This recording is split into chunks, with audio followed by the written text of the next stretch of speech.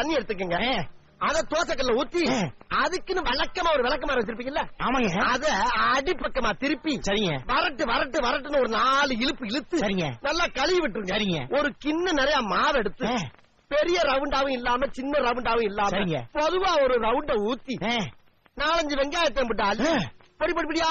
நறுக்கி அப்படியே மேலாப்ல பரபர தூவி விட்டு சரிங்க ஒரு நீளமான கேரட் எடுத்து அதையும் பொடி பொடியா நறுக்கி சரிங்க அப்படியே மேலாப்ல பரபர தூவி விட்டு சரிங்க